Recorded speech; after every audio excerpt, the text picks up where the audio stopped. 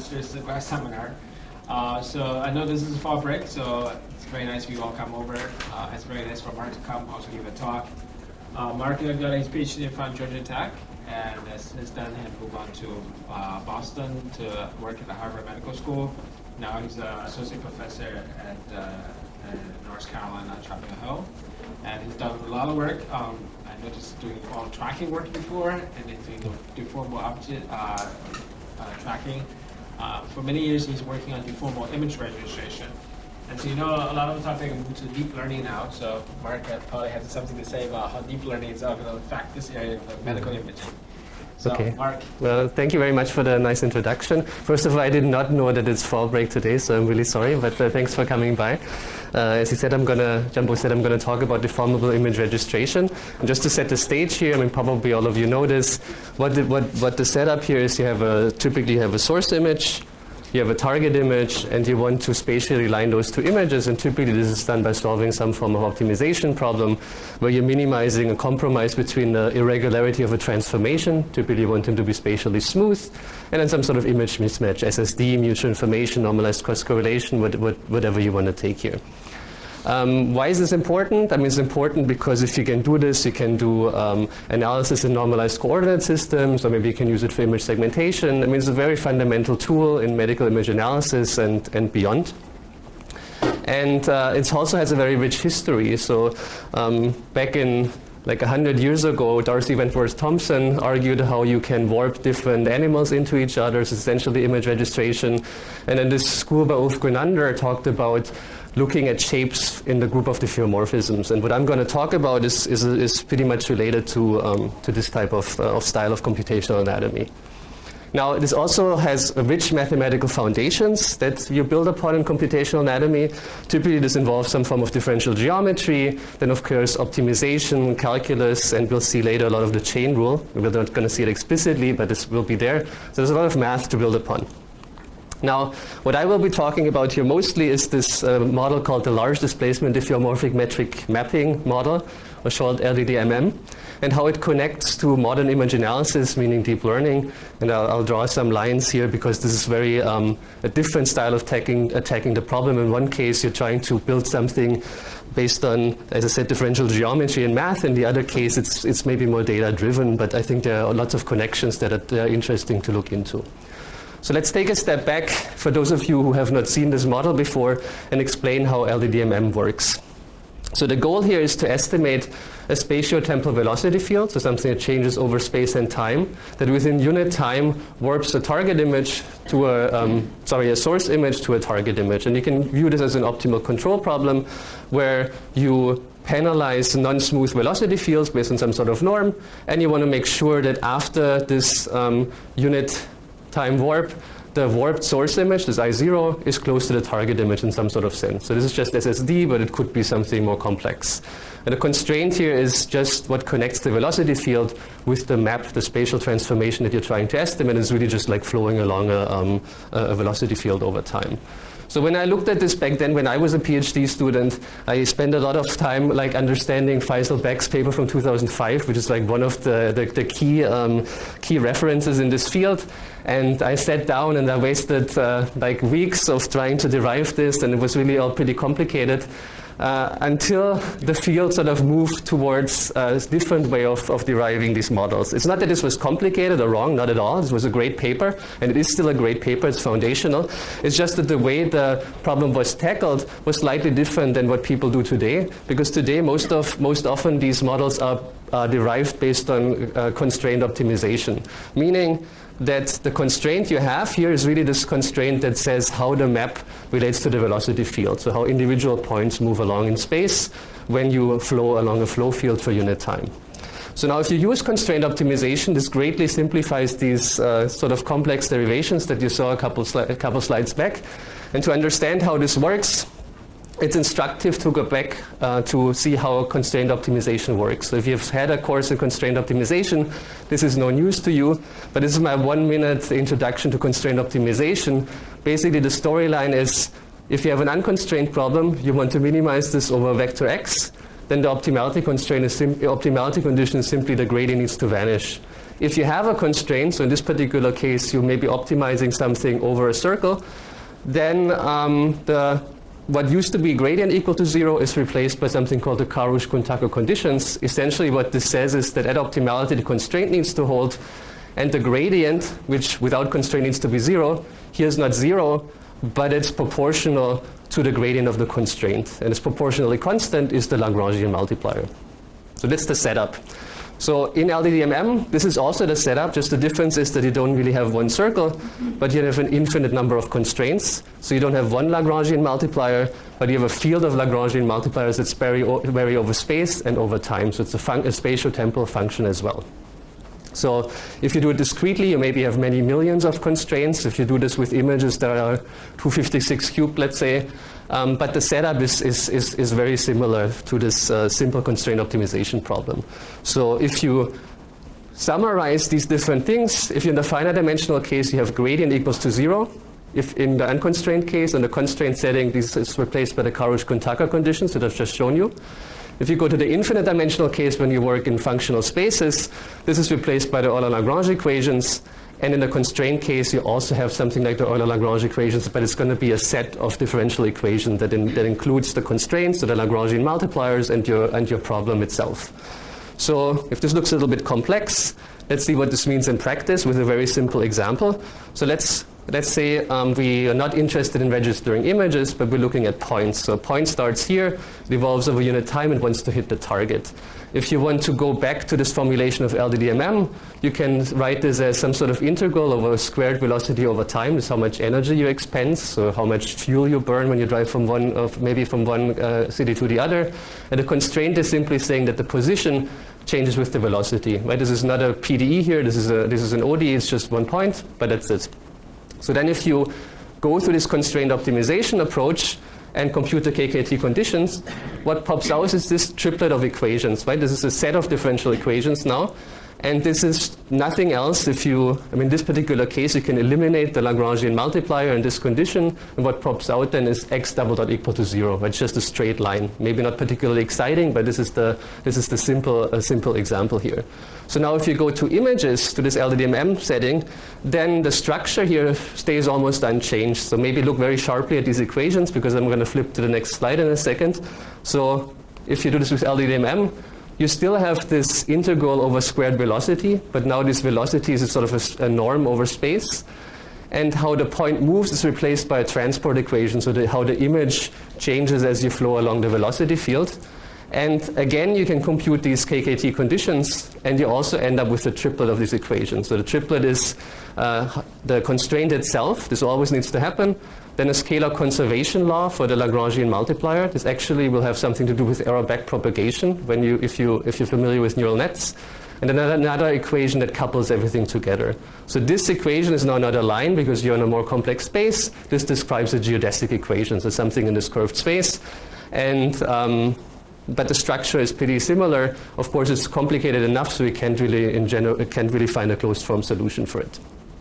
What's important to note, because I'm going to make a big deal out of it, is that this particular expression, this Lagrangian multiplier times the gradient of the image, is something called the momentum. It's a vector-valued quantity, and it can be expressed as the product of these two terms, a scalar factor and the gradient of the image. This will be important because this will be the basis for a parametrization when I want to make these things very, very fast. So keep this in mind. And the other thing to keep in mind here is that this momentum connects to the velocity through this operator. And the only thing that you need to remember about this operator is that this operator L penalizes velocity fields that are non-smooth, and the inverse is the opposite, so it's a smoothing operator. So for example, it could be a Gaussian, or it could be something that takes something that's not smooth and blurs it out. Now, yes? So to me, geodesics mean that you have a metric somewhere, but yes. You did not tell us yet, right? Oh, the metric, I didn't tell you really the metric, but it's encoded in how you pick the norm here. And if you have so a this connection, is that the Levi-Civita connection, so that you get your... So the geodesic, there is something like a connection here, and you can define parallel transport and all of these things, but the metric is essentially this part, and then how you pick the differential operator here. I didn't really want to get too much into detail, but you're totally right, there is a metric, and it's nice about this setup. So then you can, if you can do this, then the full transformation, because it's a geodesic equation, the full transformation is encoded in the initial conditions. So if you know what the initial conditions are, the initial momentum field, or equivalent to the initial velocity field, you can trace out the full path, and it gives you this deformation between those two images. So that's basically what LDDMM does. And just in summary, just as a line is parameterized by the y-intercept and the slope, LDDMM in this particular case is parameterized by an initial image and its initial momentum. It's exactly the analogy of it. So, and because this is parameterized all with respect to the initial conditions, if you want to, you can even extrapolate, right? You can go beyond 1, you can integrate all the way up to time point 2, or you can go in the other direction and produce something that's somewhat reasonable, if you believe this. And if you optimize this, you're also optimizing only over the initial conditions. You're no longer optimizing over the full spatio-temporal velocity field, because everything is encoded in these initial conditions. So in summary, the setup here is essentially, you start out with the energy that has constraints. You compute the KKT conditions. This gives you the optimality conditions you want to solve. But because everything is encoded in the initial conditions, you essentially enforce these optimality conditions, which are the geodesic equations, you enforce them themselves as a constraint, and so you take it one notch up. So it's almost like taking the KKT conditions of the KKT conditions. And in case I was too complicated in my explanation, what this boils down to in the end is that you're only optimizing over the initial conditions, and you have a mechanism to compute the gradient of the initial conditions based on how good the current alignment between the warped image and the target image is.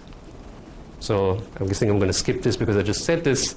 And if you build on these principles, you can directly derive things like geodesic regression, where maybe you have multiple images and you would just have a geodesic that should be close to all of these images. You can do this because you are really working in the space of geodesics.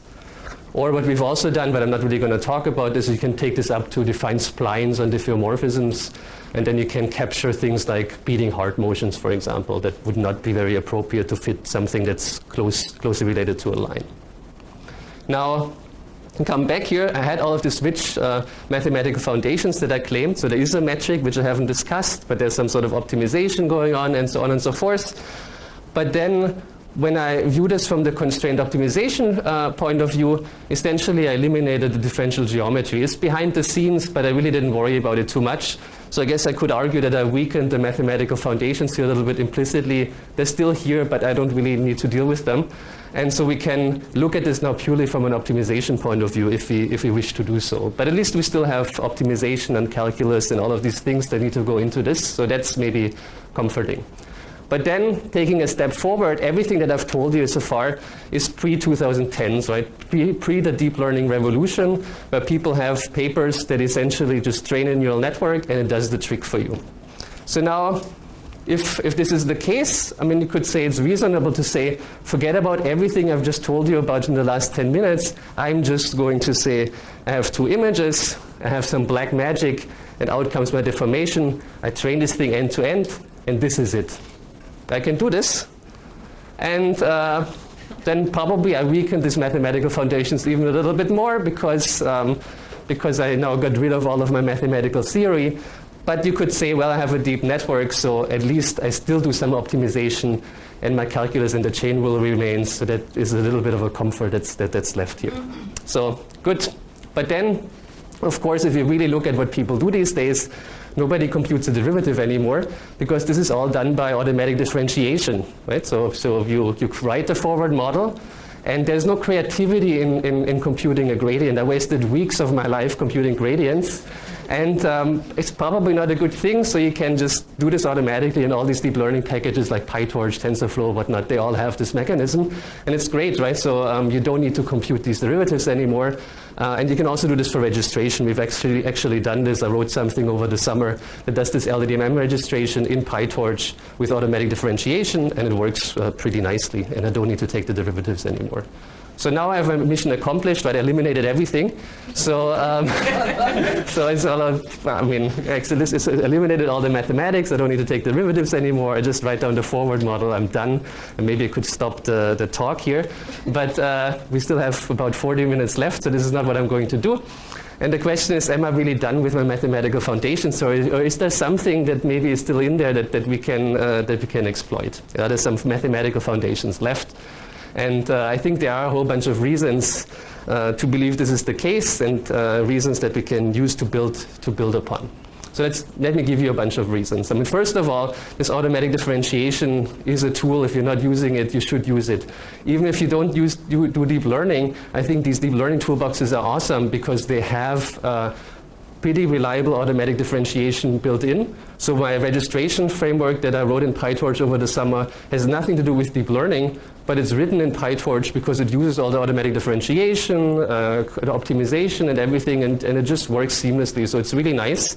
So if you do this, it really allows you to focus on the creative aspect of things, right? There's nothing, as I said, there's nothing creative in computing a derivative. You can do it, but it's not really going to create too much excitement. Here you just compute the forward model, you implement it, and everything else happens automatically for you if it's done right. So it's really something that should be used, I think. Reason number two, maybe this is a little bit far-fetched, but I would claim that LDDMM is somewhat related to deep learning also, because if you really look at what deep learning does, you have some sort of network, and you have an input. Then something happens here, fully convolutional or fully connected, but there are a bunch of layers. They're parameterized by weight, so whatever parameterizes these layers, and there's an output. And when you train these models, you push something in, something pops out, you compare it to what should come out, and then you error backpropagate. In LDDMM, it's exactly the same kind of story. It's just way more structured, where you have an image on the left, it propagates over time, you compare it to a target image, and you backpropagate something. So if you view it from this perspective, these fields are really quite related in the sense that they use different language, but they solve similar problems. So in deep learning, maybe you have weights. In LDDMM, you have velocities. You have layers. We have time steps. They have error backpropagation. We're having the solution of the adjoint system, which is exactly the same, right? So if you remember the equation for the Lagrangian multiplier, this is backpropagation in the continuum for an infinite number of layers, so that's somewhat cool if you see it like this. They have activation functions, we have our nice little equations, and then of course loss functions we have too. We have our image similarity term that is SSD or whatever you want to pick here. Now the difference really is that these LDDMM models, they're highly structured, but you could maybe also a bit far-fetched, you could see them as very simple version of a convolutional neural network. And they're typically trained, and I put trained in quotes here, on one image pair, right? So it's one image pair, and everything happens, and the only reason why it can happen is because you regularize the hell out of these things, right? So because otherwise there's not enough information. So the regularization saves the day here. And you could say we have been doing, we've been doing deeper learning all along in this LDDMM community, a little bit at least. So why is this interesting? It's interesting, first of all, because if you view it from this perspective, you get a slightly different intuition of how backpropagation works. So in neural nets, typically the backpropagation is you propagate forward, you propagate backward, and you update all of these weights. And I call this static backpropagation because in relation to what I've explained to you so far, we in this LDDMM community do something slightly different, because you also have this forward-backward propagation step. But then because everything optimizes over the geodesic equations, you only update essentially the velocities or the momentum in the first layer. Everything else is highly constrained, right? It looks like there are lots of degrees of freedom, but they're not really, because of all of these constraints that tie everything together. And I'm not sure if this exists in general for these networks, but there may be some interest in looking into and understanding what really the degrees of freedoms are in these networks. And the interesting thing also is, I mean, again, for these degrees of freedom, the number of time steps I have for this LDMM model is, in a sense, arbitrary, right? It's how finely I want to discretize time. In principle, I have an infinite number of layers, and the number of degrees of freedom is invariant to the number of layers. It doesn't matter if I have 10 layers, 100 layers, or 5 million layers, the number of parameters is the same, which is, I mean, maybe it's obvious, but if you've never really thought about it, maybe it's somewhat remarkable to think about this. And this is really because you optimize over geodesics, you exploit the whole structure of the whole system. And the only reason why we were able to see this is because we viewed this from this shooting perspective of optimization over initial conditions rather than over the whole spatiotemporal velocity field. So now this is a light slight switch here.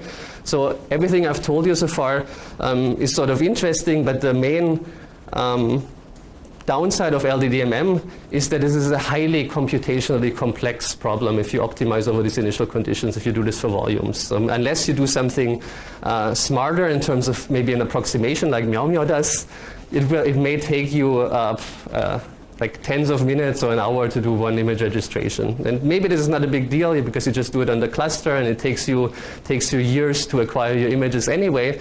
But the question is, can you do something that's maybe a little bit faster? And this is what I'm going to talk about for most of the rest of the talk. And to be able to follow what I'm going to talk about here, remember that everything is in initial conditions and everything is in this initial momentum. And the momentum can be expressed as a product between a scalar value and the gradient of the image. It's just one possible parameterization, but this is one parameterization that's consistent with the theory. It's a little bit more complicated, but I'm just going to swipe it under the rug here. So let's revisit this registration problem. So I have my two images, my source and my target image. I want to do something, and I want to get the deformation out. So the question really is, if the optimization is slow, can I somehow get rid of the optimization altogether and do it based on prediction? And if you go down this road, then the natural questions to ask are, what quantity do you want to predict in the first place? How do you want to do this prediction or regression? And then the million-dollar question in the end, is it good enough, right? Because if I predict something and I can't really beat what the optimization does, I probably haven't really gained much. So here we do this prediction with a deep neural network. And then the possible choices are here, for example, you could just directly predict the local displacement and let the neural network figure out everything. So this is along the lines of the slide I had a couple minutes ago. This is really just the neural network figures out everything. You're not really investing a whole lot of thought into theory that should go on behind the scenes. But is this interesting then? And I think it is interesting if you want to solve a practical problem, right? There's nothing wrong with solving a practical problem if it gets the job done. But from maybe a computer science point of view, it's not really that interesting because you're just using the black box and something pops out. So it's a simple application of deep learning. So can we do better? So it would be nice to do something maybe that preserves properties of the transformations that I'm interested in. So for example, to allow extrapolation, like the smiley example you've seen, to result in somewhat compact parameterizations of your deformation, and maybe to guarantee diffeomorphic transformations. So I haven't even told you this, but this LDDMM model guarantees diffeomorphic transformation if you regularize it sufficiently strongly. So if the derivatives you use are high enough, in theory you will get a diffeomorphism back. So something that's one smooth and has a smooth inverse. So then let's look at the setup again. So I use this deep neural network still as a black box. And if I do this and I directly predict the deformations, it's not clear to me how you would assure any of these theoretical properties, right? I mean, it produces whatever it produces. Maybe it has these properties, maybe not. So if you want to assure this a little bit more in a principled way, you could just try to predict something else. And so what I'm going to predict here now is not directly the displacement, but I'm going to predict the initial conditions of a PDE. And the initial conditions I'm predicting are essentially the initial conditions of the geodesic equation, because if I do this, I potentially can retain all the theoretical properties that this LDDMM theory had in the first place. Now, this model here is what I explained to you, has quickly, at least if you would optimize over the spatio-temporal velocity field, has quickly tens of millions of unknowns in 3D. Even if you do the initial condition, it probably has like a million unknowns, or maybe 3 million unknowns, depending on how you parameterize it, how big your image is. So you could think to yourself, well, great, he's now going to predict the initial conditions of this, but sounds like a bad idea, right? I mean, this has so many degrees of freedom. Maybe you could predict something simpler. But the bottom line is that this method has very nice properties. So ANTS, which you guys at UPenn have developed and are very familiar with, is a very popular registration model. It's based on this theory, and it works pretty well. So it would be good to see if you can predict this model, even if it has that many degrees of freedom. So why should you do it anyway? You should do it because if you do this in this way, if you predict the initial conditions, the initial momentum, you retain these properties that I wanted. So you can do an extrapolation. The compact parameterization is given because the parameterization is the initial momentum field. And it guarantees that outcome diffeomorphic transformations, right? I mean, you could still say, I haven't really done something super interesting because the deep network doesn't do anything structured. It's just what it predicts that guarantees these properties. But I think it's interesting from the point of view that forces you to argue what the right parameterization should be that you want to predict in the first place. Because if you would have predicted displacement, and I'm going to show you some examples of this, then maybe the results would not have been quite as compelling. So this is my goal then. I want to learn this relationship based on a bunch of example images, so a collection of source and target images with the deformations, or in this case, my set of initial momenta that warp these images into each other. And of course, the problem is if I do this with very big images, maybe and I really want to do this in 3D, maybe I quickly run into issues with memory. It's because, I mean, if you have a modern GPU, maybe it has 11 or 12 gigabytes, but that's where it ends. So one way out of this could be just that you don't predict it based directly on the images, but you predict it based on patches of images. So you have you have the unaligned source and the target image, you take patches at the same coordinates, and then for a patch pair, you want to predict what the initial momentum or displacement or whatever you're predicting is, whatever the parameterization is that you're after. And you want to learn this relationship. This also seems a little bit like a bad idea, right? Because if you patch it up, then maybe I'm losing all of these properties that I set out to have in the first place, because maybe I mean, we'll see in a second, I don't really have a good control over what's happening globally. But let's just pretend for now that this is a reasonable idea. So experimentally now what we can do is we try 3 different things. We directly predict the displacement field that warps the source to the target image. Maybe a little bit more indirectly, you can predict the velocity field that by integration gets you the deformation, or most indirectly, you predict this momentum field that I've been talking about so much already. And in principle, if you predict velocity or momentum field, you can guarantee these properties that I've mentioning before. If you predict the displacement field, that will not be the case. So let's see how this stacks up in practice. As I said, I'm using a deep neural network here, but you can throw your favorite regression model at it. I'm not tied to this particular thing, so I'm not going to spend a whole lot of time on it.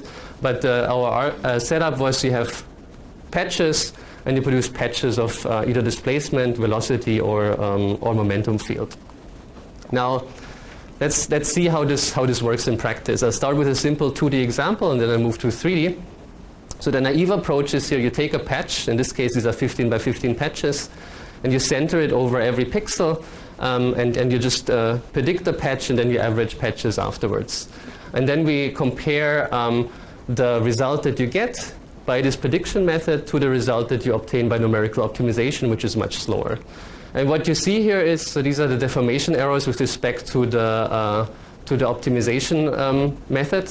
What you see here is that on average, all of these methods predicting displacement, velocity, or initial momentum, they're all like sub-pixel, maybe like a median error of about half a pixel. Momentum is a little bit better, but not to a level where I get excited about it, right? So grades, I mean, I go from 0.4 to 0.3. It looks like an improvement, but it's maybe not an improvement that justifies all of this big, heavy machinery that comes with it. So why should I bother?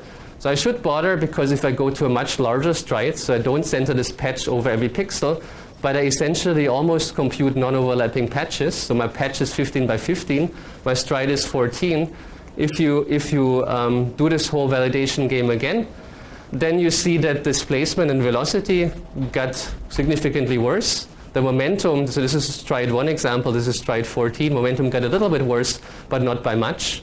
And what you also see is that no matter what, even with this large stride, this momentum parameterization was able to produce perfect diffeomorphic registrations. There's no issue. But if you patch together displacements, none of these registration results were diffeomorphic. There was always some sort of issue that happened because you have no control over it, because the network just directly tries to predict it patch by patch, has no idea what the other patch is doing. So you end up having issues in the end. Yes? Can you just explain real quick the stride So the stride, I mean, I have a slide for this actually later. I probably should have had it earlier, but it's just, I have this 15 by 15 patch, and I just, by stride of 14, I mean, I just move it over by 14. So it's almost non-overlapping patches. I predict almost the whole image with non-overlapping patches to constitute the whole image. And then I stitch them together. And with the stride of 1, I center it over every pixel, predict the whole patch, then go to the next pixel, and then I average the results. So I enforce smoothness like this. But then I need to do a lot of predictions because I center over every pixel. Does it make sense?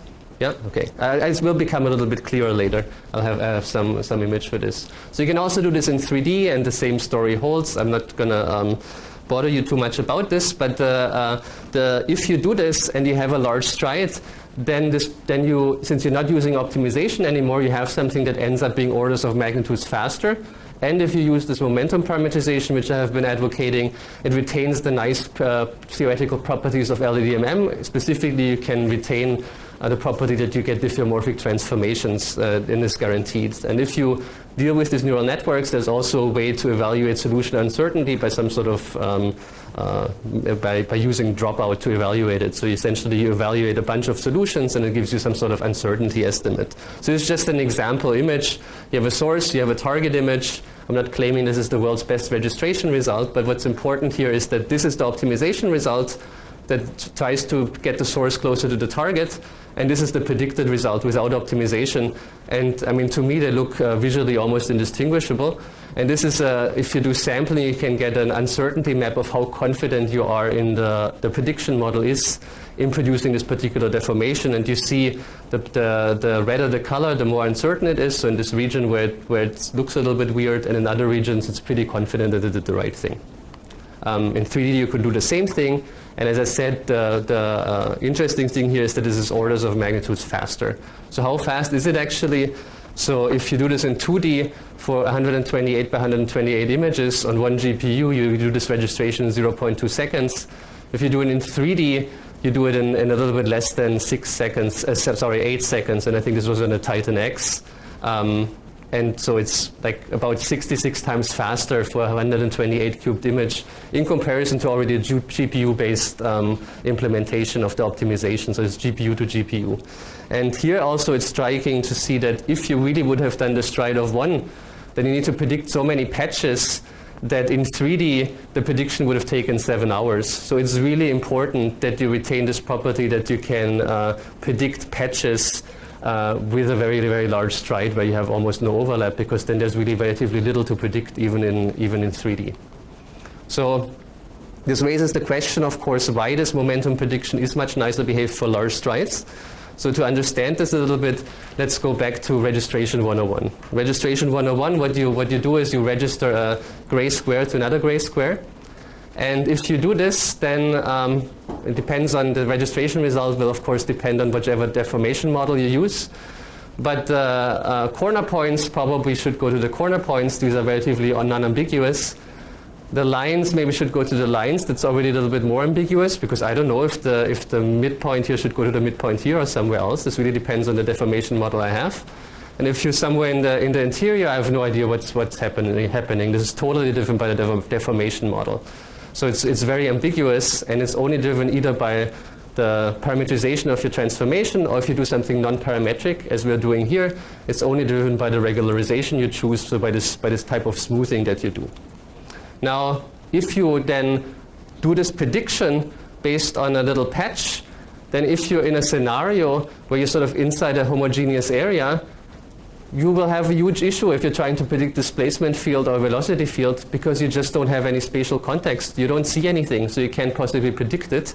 And so it's not easily possible. However, if you predict the momentum field, then if you remember that this is the momentum can be represented as the product of a scalar and the gradient of the image, you have no issues, because if the image is homogeneous, the gradient goes away.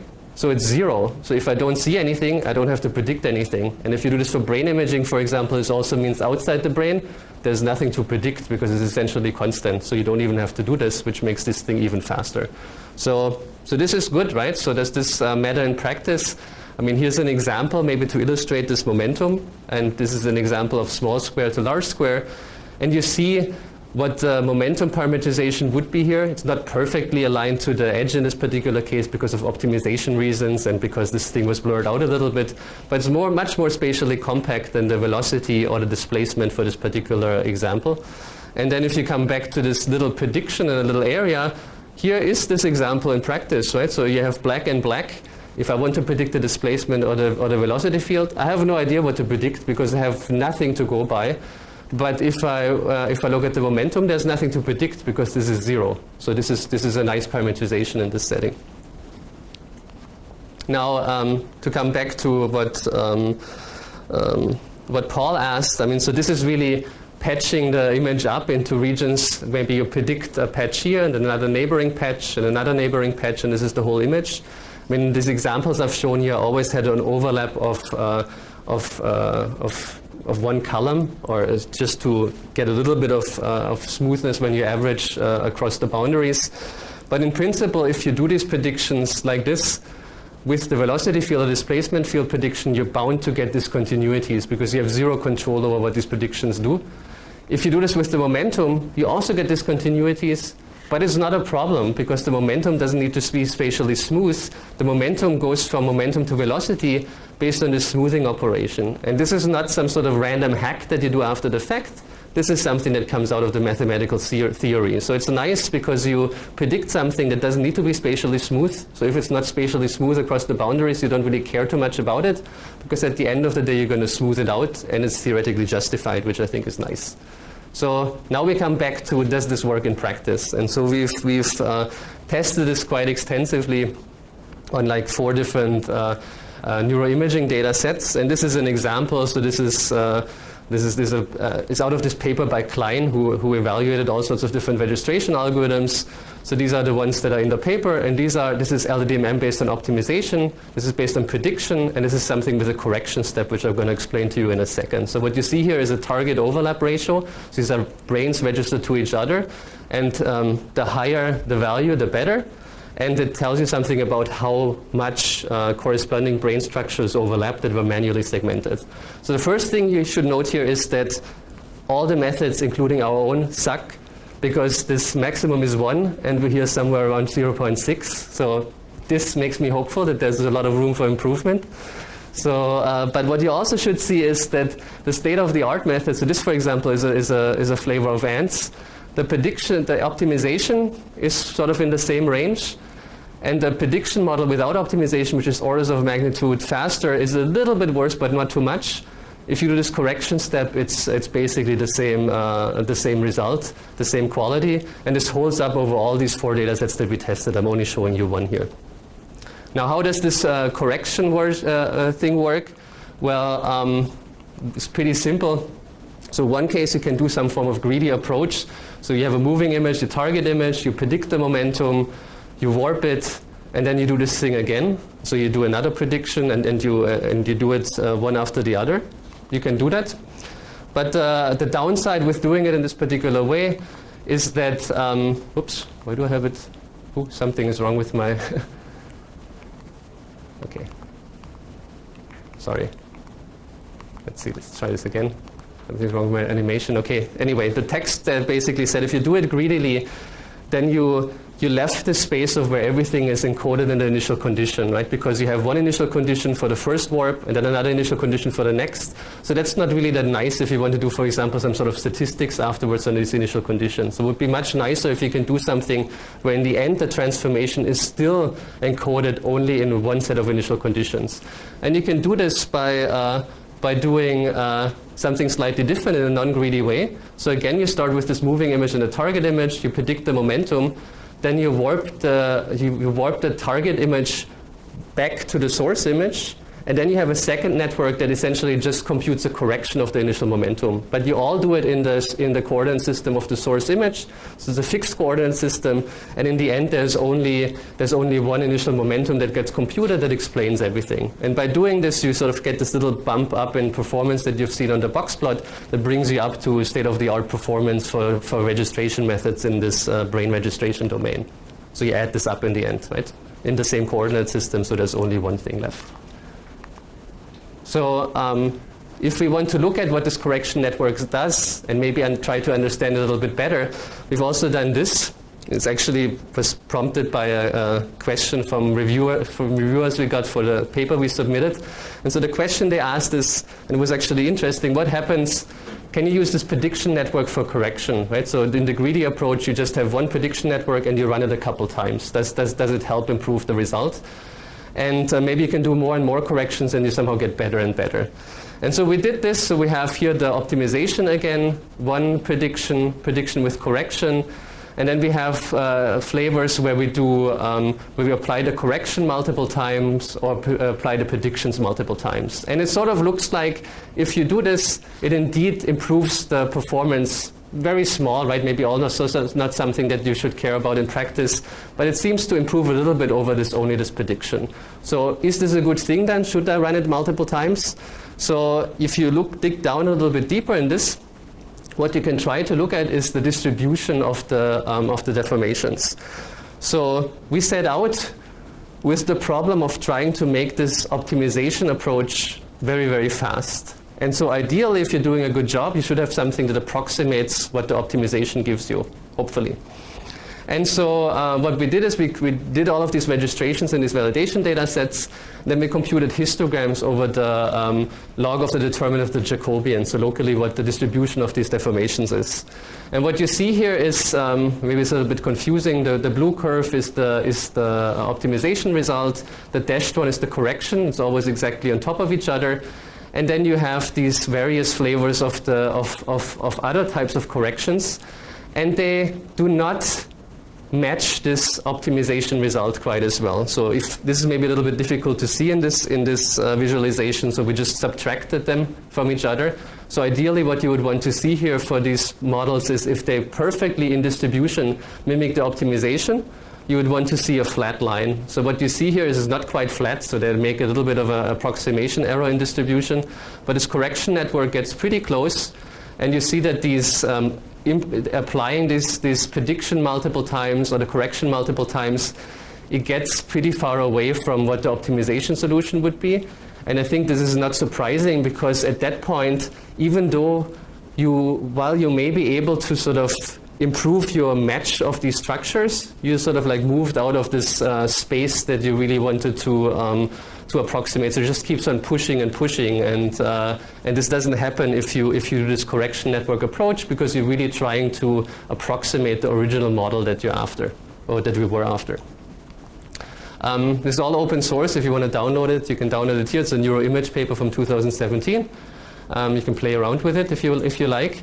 And now coming back to, is this interesting now? Well, I think it's interesting, but because you have a better parameterization, and I would argue than directly predicting the deformation. It has some nice theoretical guarantees, because if you do everything with the momentum, all the guarantees of LDDMM carry through. And it's much faster because you can get away with these large strides. But this even more interesting if you see what this enables, right? Because now you have something very, very fast, and you can do other things on top of it. So I'm not going to spend too much time explaining these things. It's just to give you a little bit of a taste of it. What we also did is some sort of preliminary results of trying to get training data by optimization from source and target image pairs that were with the same modality. So in this particular case, T1 weighted. And then each of these images had a paired T2 weighted image, so that has a different contrast, it looks differently. So typically how you would do registration in this scenario is you would use a similarity measure that can deal with multimodal images, so for example mutual information.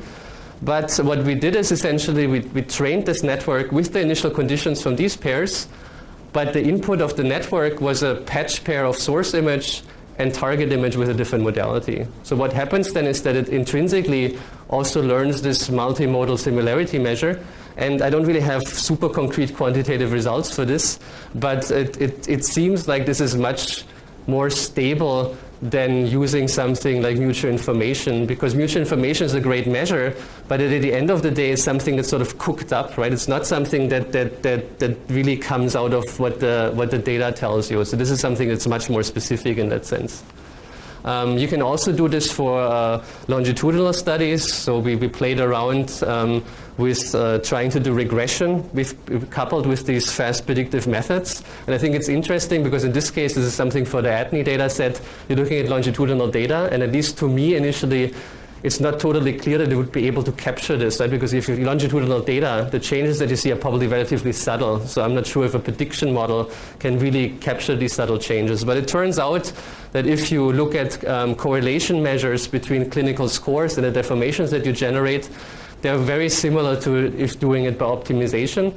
And again, you can do it much, much faster. So in this case, we processed the whole ADNI 1-2 data set. I mean, minus the pre-processing, in less than 2 days on one GPU, and we're talking about thousands of subjects in 3D there. So again, maybe also not, you could say not that exciting because I just run it on my cluster, but I think if you can do these things, you can explore other algorithms on top of it that may use these fast approaches as components if you like to do that. And then another reason why maybe doing this in this deep learning style is interesting. This is an example of where the registration, when you do image-to-image registration, essentially fails. And again, don't focus too closely on this image. I'm not claiming this is a great registration result. But the storyline here is the following. You have a moving image and a target image. This is an actual image pair out of one of these validations data sets from Klein. And what you should note here is that the pre-processing for these image data sets was not very consistent. So there's a structure here was masked out, and the other one is still in there. So now if you do your standard image registration between pairs and you try to align them, what is going to happen is it's going to try very, very hard to accommodate for something that it shouldn't accommodate for because there are structures that don't correspond. So it pushes it very, very hard. And if you do this with this prediction model, then at least it sort of like keeps this reasonably flat. And the reason why it does this is because you've learned this regression model over a whole population. It has not really seen very often these extreme deformations, so it refuses to do them. So is this a good thing? I think to a certain extent it is. Of course, it raises issues of, well, how is it going to behave for things that you want to capture, but then maybe it hasn't seen them, and so it biases maybe a little bit in this direction. It's possible. But I think for me this is somewhat exciting because it's the first step. Maybe it's a somewhat naive step, but it's a step in the direction of really trying to get something for the deformation model that's driven by the population rather than by your mathematical convenience of writing down an equation. So maybe recap and lessons learned here. So first of all, you can predict these deformations, right? People in the vision community do this too. There are like methods for predicting optical flow these days pretty fast. So it's possible, it's fast. It has benefits, I would argue, if you use a good parameterization. So in this particular case, we use the momentum to retain the properties that we want to have. And if you want to, you can also join this, jointly learn a similarity measure for this multimodal example I briefly showed you. Then if you learn from population data, this gives you better behavior, which I tried to illustrate with the previous slide. And you can, and what's also interesting, which I haven't really shown you, is that so if in this patchwise approach, it's not always necessary to have a huge amount of training data sets. So we did some experiments where we only computed registrations based on 10 images. So we do every image to every other image. This gives 90 registrations.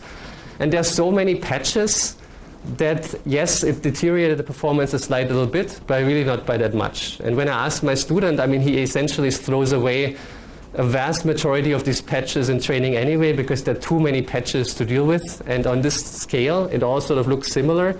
And I think here, to come back to this momentum parameterization, you can get away with it because this momentum parameterization almost sort of spatially decorrelated everything to a certain extent. So looking at it from a more local point of view is possible. And then, I mean, as far as deep learning in LDDMM goes, I mean, I think maybe there is something to be seen. I don't really know yet exactly what, but to say something about degrees of freedom in neural networks in generality, because LDDMM is essentially a very deep network, because it's a PDE over time. It's an infinitely deep network if you want to see it in this way. And hopefully I also convinced you that automatic differentiation is a nice tool, because many of these things that we've done previously in this community are not really necessary anymore, because you really focus on the forward model and everything else is just being handled by your toolbox, hopefully. So what is missing? What else can you do? So I think what's really missing is that, you know, everything I've told you about is it predicts the solution of an optimization problem that we already had from the get-go. So why this is great in the sense that it makes this thing much faster. Before, maybe it takes tens of minutes or hours, depending on the volume. Now you have something that's orders of magnitude faster, but you're still bound by the restrictions of this original model, right? And this original model maybe has some nice mathematical properties, but as far as the deformations go, it's totally made up in the sense that you pick how you want to regularize it. The regularizer is spatially uniform. Everywhere the same thing happens. And it's not really tied to what the data tells you. So I think what's particularly exciting, and we're starting to explore now, is that we want to keep the LDDMM structure largely intact, meaning some of these equations, like the transport equation and the scalar conservation law, they're sort of at the core of this model, and I think would argue that they should stay. There's no reason for a deep network to relearn those. But the mapping that goes from the momentum to the velocity, I think, is up for grabs, because this is what encodes all of these regularity properties. And so what we're planning on doing is essentially based on data to learn the mapping from momentum to velocity and keep everything else as is. If you do this, then presumably you could learn a registration method that goes in performance beyond of what we see these days, because it would learn a deformation model that's really adapted to the population of data that you've seen. And if you want to, then you can slap everything I've told you about on top of this and make it also fast in the end. I think I'm going to stop here. I thank all my students and postdocs, and I'm happy to take some questions if you have some. Thank you.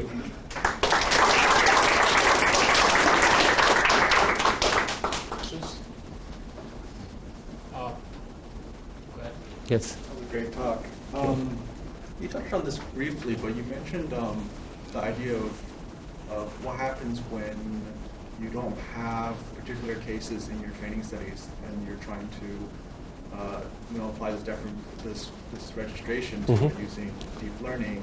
You end up with a result that's more sensible, but I can think of the opposite case where you actually do want that, right? You think of pathology cases and things too much, where getting training data for that kind of stuff is not really realistic. Right? You can't always find the same tumor across a bunch of patients as training data. So what do you have? Do you have any ideas? So that's a good question. So how does it perform for pathology? So I think if you have really, so I think if you do it in the way I described it, then somewhere in the training data set you have to have seen this level of deformations that you want to capture. Otherwise, it's basically going to try to ignore them.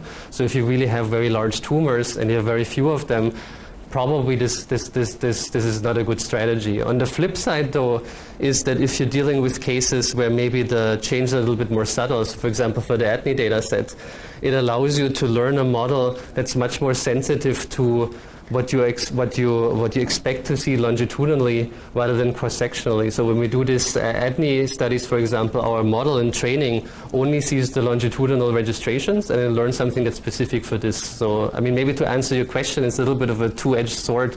In some cases, this is actually beneficial, but if you want to capture something really very unusual, I'm not sure how you would really handle this in this approach. Either you would need to maybe artificially need to create these deformations, or at least something that explains that shows the range of motions that you see. Because in the end, this is all relatively local. So if your tumor is such that it also essentially has an edge and it moves by a certain amount and it has at least seen the magnitude of deformation, I think there's hope that it can do this. But I agree with you, it's a little bit more tricky. Of course, maybe you could argue, maybe you could have a model that's somehow insensitive to the tumor and then would happily register something while ignoring what maybe in certain instances you want to ignore. But I don't know if this is a satisfying answer, but I think there are things to explore along these lines that could be interesting, how this behaves for pathologies. Good question. So if I don't miss the talk too much, so you have basically target image and source image. Yeah. And in the end of the day, you learn this transformation that give you the momentum in terms of the registration of two images aligned. Yeah. Right? So that's the main basically training example. Yeah. So in that case, you're not specify the flow vector directly. You're not saying here's the specific flow per pixel. You're just saying after the flow, the image had to register with the target.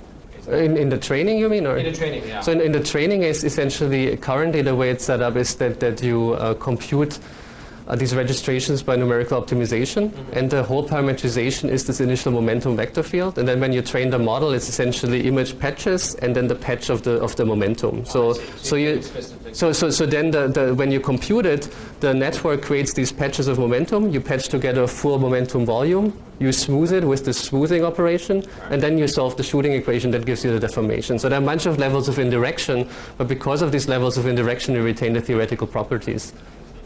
But you could also just have the system which is just trying to basically gradient descent on the error to compute a momentum turn, such that you simulate it forward to get to the second image. I think you could do this, and I believe, like, I think either last year or the year before at Mikai, there was somebody from Nasir Nawab's group. They did something along those lines where they essentially tried. It's almost like learning an optimizer in a sense that it converges more quickly. You could do something like this too, yes.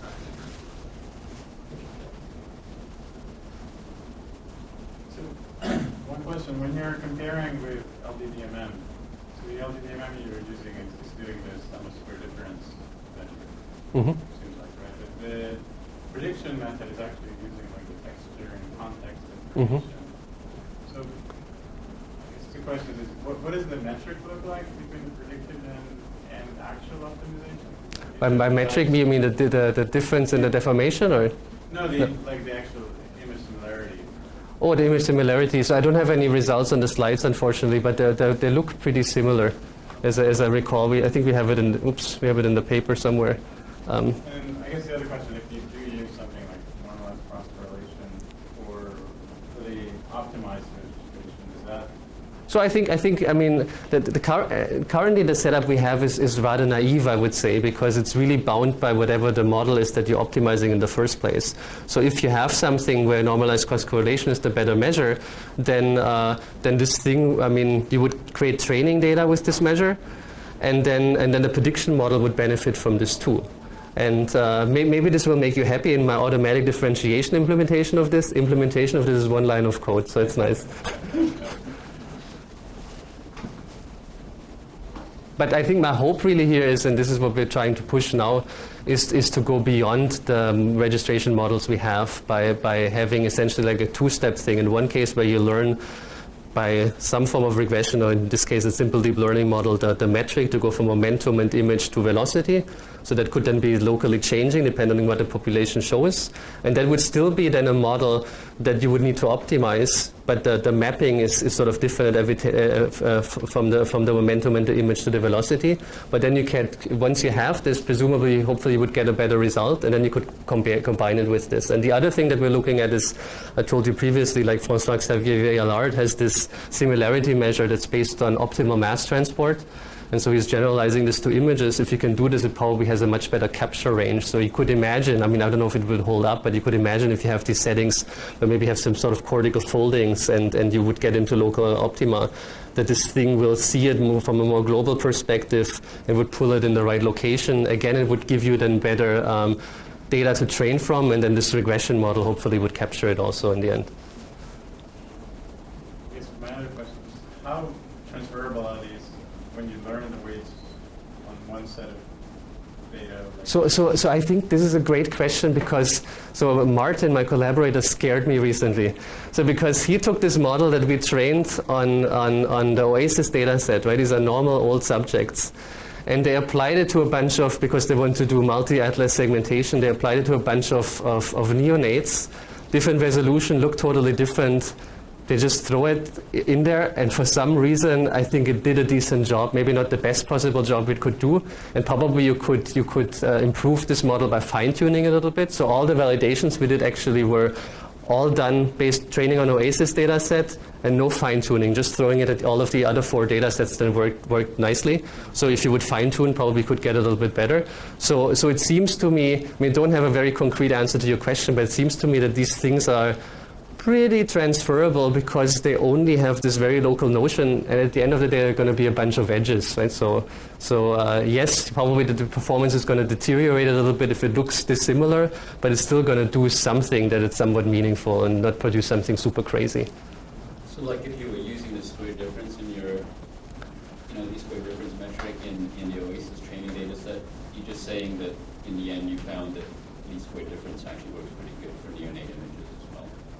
No, I mean, I think this is a little bit more complicated because the thing is that when you created the training data, you used sum of squared differences, and I think it's totally appropriate for the OASIS data set. Right. But then what you learned are essentially sort of like little patches that capture local structure and everything that then map to a corresponding initial momentum that would be something that you have seen in the OASIS data set. But if you throw some other data set at, I think the conclusion doesn't necessarily hold for me that in this case you could use SSD. It's a little bit more indirect, but I think it's sort of beneficial, and these methods seem to be anecdotally relatively benign in terms of how they behave for different data sets.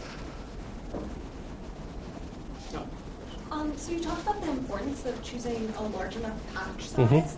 How do you determine if the patch size is too large? Like, how do you end up with that, like the magic number of 15? Right? Do you want the honest answer? Yes. So the honest answer is that I previously had another student that did some sort of prediction with sparse coding, and it did a 15 by 15 patch.